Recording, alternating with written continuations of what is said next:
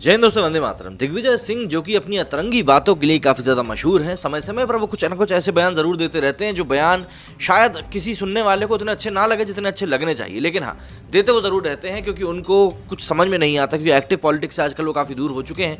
हालांकि जब मध्य प्रदेश में कांग्रेस की सरकार बनी थी तब एक बार फिर से वो एक्टिव हो गए थे, लेकिन उनके एक्टिव होने के कारण ही कहीं ना कहीं जो कांग्रेस की मिली जुली सरकार थी उसके पायदान लड़खड़ाने लगे और उनकी सरकार का एक बहुत ही भरोसेमंद स्तंभ मतलब कि ज्योतिरादित्य सिंधिया उनसे अलग हो गए।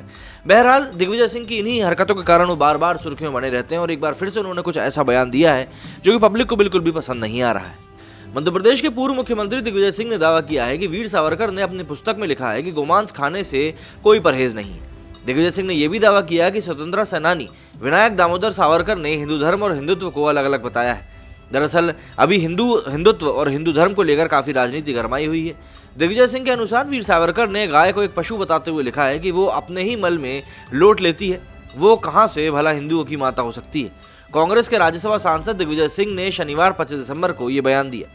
दिग्विजय सिंह ने सावरकर के हवाले से ये कहा कि गोमांस खाने में कोई खराबी नहीं है, ऐसा वो खुद मानते थे। भारत को विविधताओं का देश बताते हुए कांग्रेस नेता ने कहा कि देश में कई ऐसे हिंदू हैं जो गोमांस खाते हैं। साथ ही उन्होंने ये भी पूछा कि ऐसा कहाँ लिखा है कि गोमांस ना खाया जाए। इस दौरान दिग्विजय सिंह ने अधिकतर हिंदुओं को गोहत्या के खिलाफ बताया।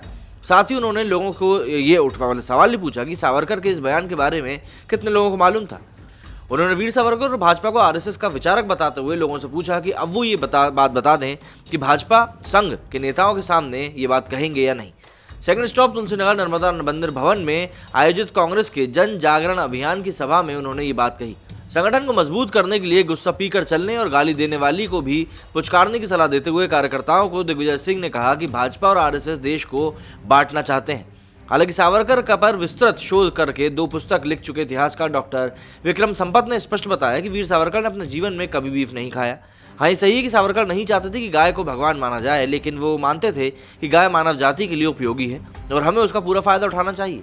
उनका कहना था कि रक्षा के लिए पूजा वाली बात सही है, लेकिन किसी की पूजा करना और रक्षा करके भूल जाना कहीं से कहीं तक भी ठीक बात नहीं है।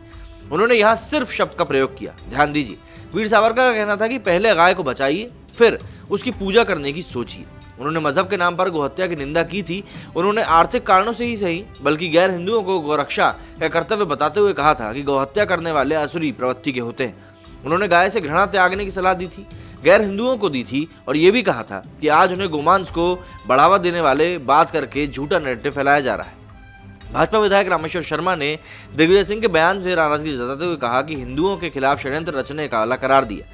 उन्होंने दिग्विजय सिंह पर वीर सावरकर के नाम पर गलत टिप्पणी करने का इस्तेमाल करने का भी आरोप लगाया और साथ ही उन्होंने कहा कि वो मुस्लिमों की अधिक संख्या में गोहत्या करने के लिए उकसाना चाहते हैं। उन्होंने कहा कि दिग्विजय ऐसा करके दंगे कराना चाहते हैं ताकि कांग्रेस हिंदू मुस्लिम राजनीति की रोटियां सेक सके।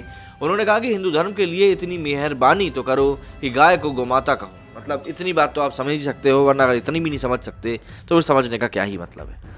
दिग्विजय सिंह की इस बात के ऊपर आप लोगों का कहना है मुझे कमेंट करके जरूर बताइएगा। मेरे इस वीडियो में फिलहाल इतना ही। जय हिंद, जय भारत।